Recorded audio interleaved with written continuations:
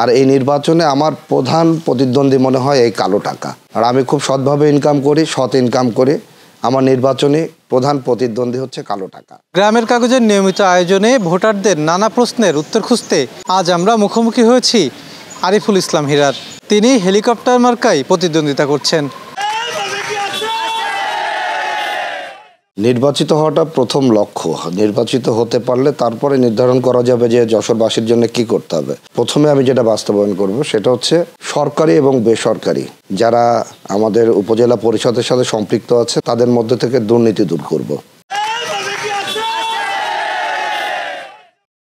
কারোর গায়ে কারেন্ট নাই, তার অর্থ হচ্ছে যে কোনো দলীয় প্রতীক নাই।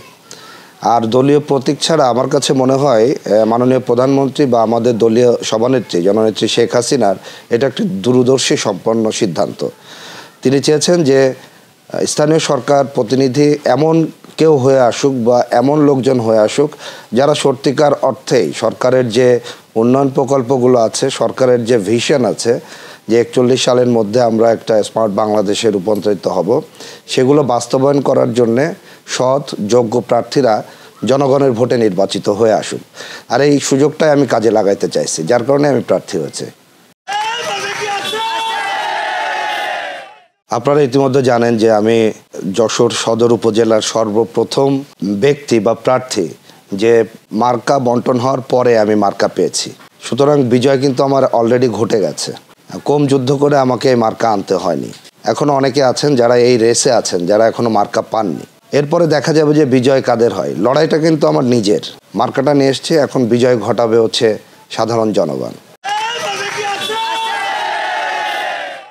আর এই নির্বাচনে আমার প্রধান প্রতিদ্বন্দ্বী মনে হয় এই কালো টাকা। আর আমি খুব সৎভাবে ইনকাম করি, সৎ ইনকাম করি। আমার নির্বাচনী প্রধান প্রতিদ্বন্দ্বী হচ্ছে কালো টাকা। আমি কোনো ব্যক্তিকে আমার প্রতিদ্বন্দ্বী মনে করছি না। একটা কথা আমাদের অঞ্চলে, এই অঞ্চলে প্রচলিত আছে, বড় বড় শাকে বড় বড় পোকা। তা আওয়ামী লীগ সর্ববৃহৎ দল, এই দলে এই ধরনের বিভেদ থাকবে, এতে শঙ্কিত হওয়ার কিছু নেই। বিভেদ ছাড়া আওয়ামী লীগের মতো দল টিকে থাকাও মুশকিল আছে। তো এই প্রতিদ্বন্দ্বিতা সব জায়গায় আছে এবং থাকবে।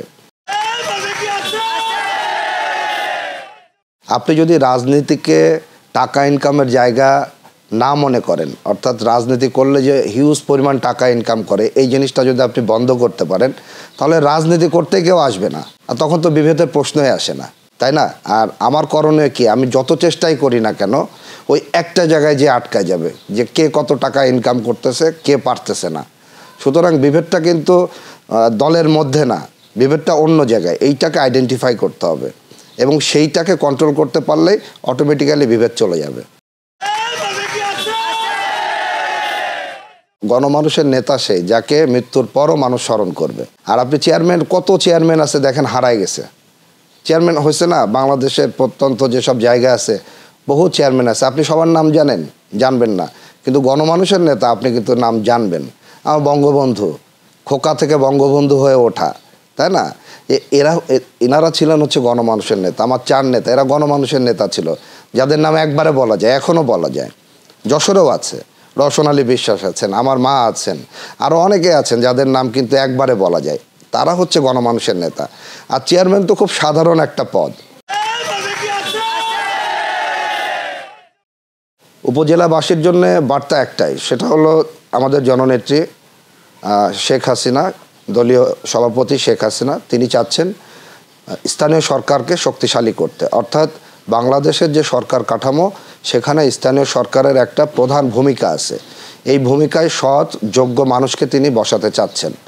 অনেক জায়গায় আমরা জনগণের কাছে শুনি, সবার কাছে শুনতে পাই যে অমুক নেতা সৎ না, তার সাথে দেখা করা যায় না, আসা যায় না, কথা বলা যায় না, বিভিন্ন মিডিয়া হয়ে আসতে হয়।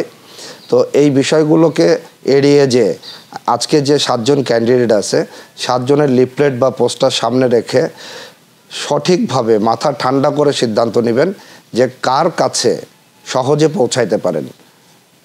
আমি মনে করি এই বার্তাটা জনগণের জন্যই যথেষ্ট। দর্শক, এত সময় শুনছিলেন আরিফুল ইসলাম হীরার কথা।